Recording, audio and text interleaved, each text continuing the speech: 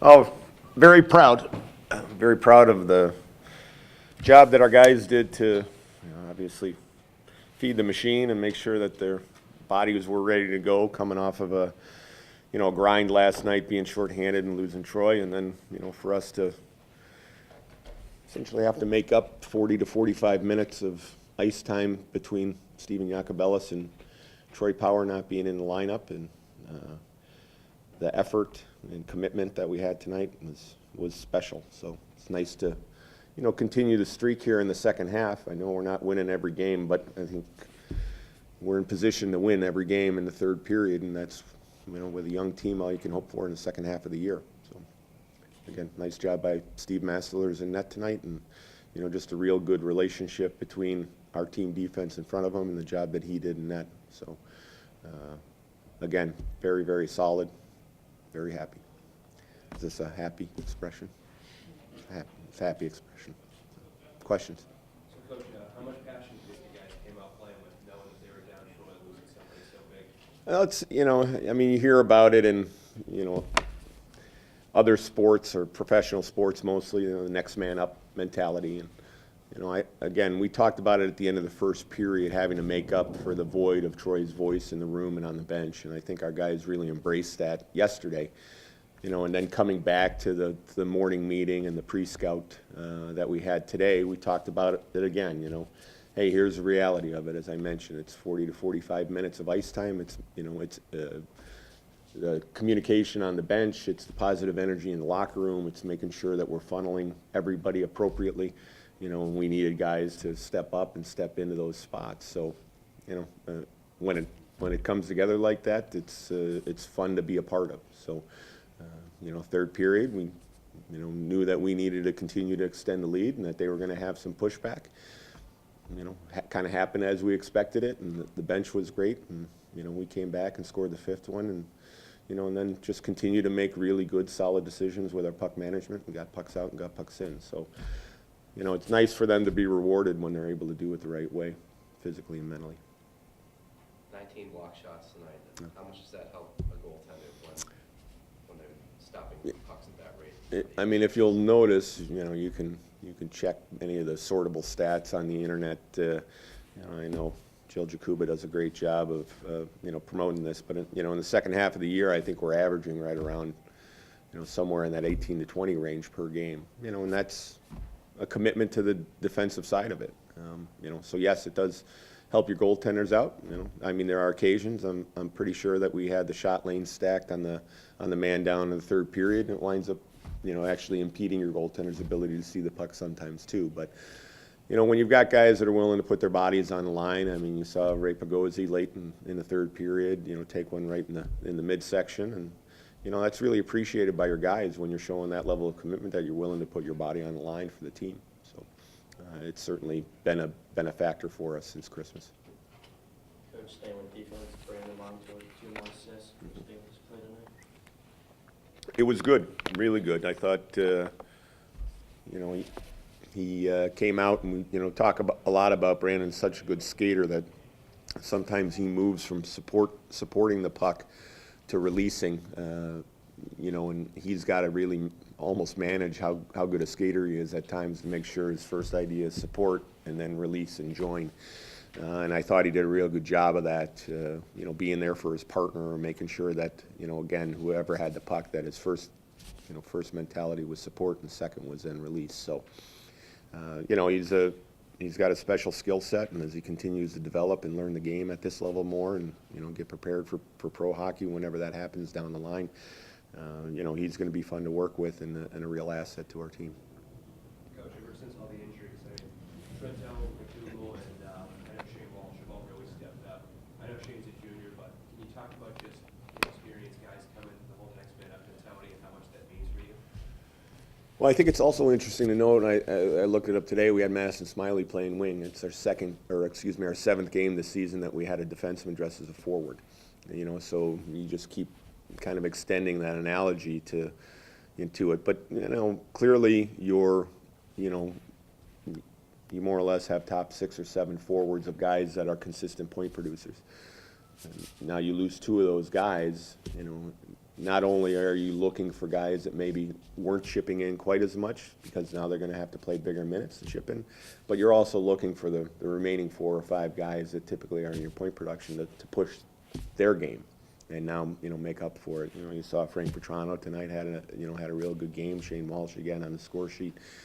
So not only is it, looking to extend your offense with your depth, it's about those guys making sure that they, do everything within their power without taking themselves out of what they do very well, to have big contributions. Yes. For a lot of your guys, this is their first taste of this rivalry, but what's it feeling like in ending what's been a 4-year draft? Yeah, I didn't realize that. So I don't know if our guys do. I mean, our guys in-house know that we've not beaten them since I've been here. So, but we try to minimize, things of that nature. There's games are games. We talk about it a lot, and I know sometimes that's difficult to kind of imagine, but you can't take one game any more seriously or get more up or step your game up anymore, because that means you're cheating it somewhere else if that's the way you're doing it. We have our guys, in the mindset that, no matter what jersey, whether we're at home or on the road, it's about us playing our very best game and sticking to the details and the game plan and all that. So, it's a big win against a team that I believe is 3rd in the league standings.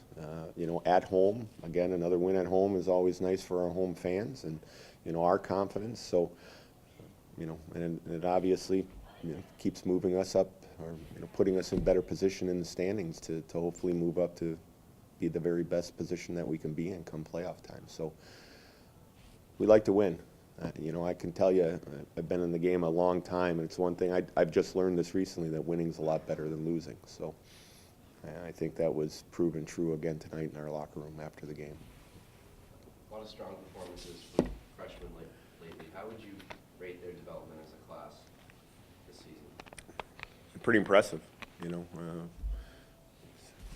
I know we mentioned Dennis Kravchenko, and second to Jack Eichel in freshman scoring in the league, 5th overall. I don't know, what happens tonight and if that changes. I think Patrick Lee has been quietly putting together an unbelievable freshman year. With his point production, and we've played him on the wing, in the middle. He's been kind of a jack of all trades. He's playing the point on the power play now. But the contributions of guys, beyond Kravchenko and Montour, who do get a lot of headlines, the Dominic Trentos, the Riley McDougals, and again, it's nice when they do get the recognition, because everybody is contributing in that class. So it's nice to see. It obviously validates what you saw in the recruiting process, and knew that, thought you knew that they could bring to the team. So, for us to be, I think, heading into tonight 3rd in freshman scoring in the nation, and points per game, I think speaks volumes to where they are now, and big picture where they can be in the future.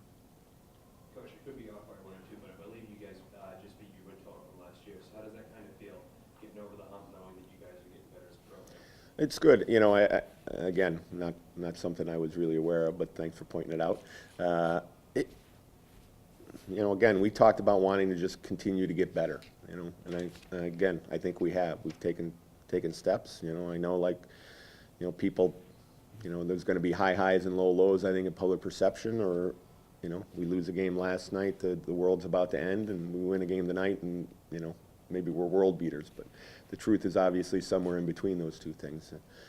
But again, I think if you look at, chunks of the season, we're a much better version of this team than we were in November or December or even in January. So, to beat a couple of ranked teams in Merrimack and now Lowell, and to be in games with BU and Northeastern's, how does Northeastern's been in the 3rd period? Again, I'm really happy with where we're positioning ourselves right now.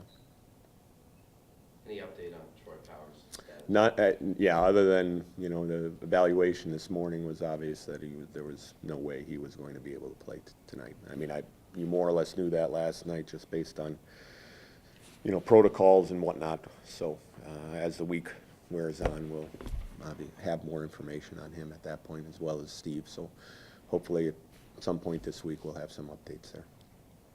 Frank, what's it like getting back on the score sheet? I mean, I don't know if you guys watch UMass Sports Weekly, but I called you one of the top 5 players in college hockey you played. So how does it feel for you getting back on the score sheet? You know, it feels good. It's obviously a big confidence booster, but you know, tonight I thought it was a great team effort. I thought it was the best 60 minutes we put together all year, and if we keep doing that, I think we're gonna do some great things here down the stretch. It seems like the goals for you have come in bunches this year. Did you feel any different tonight? Did you feel confident, like you were going to net a few, or is it just how the game played out? I started to get some chances pretty early, and you know, Boyle made 2 great saves on me early in the first, and you know, I just had to keep pushing forward. I knew I was going to get more chances, and finally I bared down on them, and you know, it was a good feeling. Brandon, can't say enough about how you've been playing lately. How do you feel? You doing anything different, or is it just part of the grind?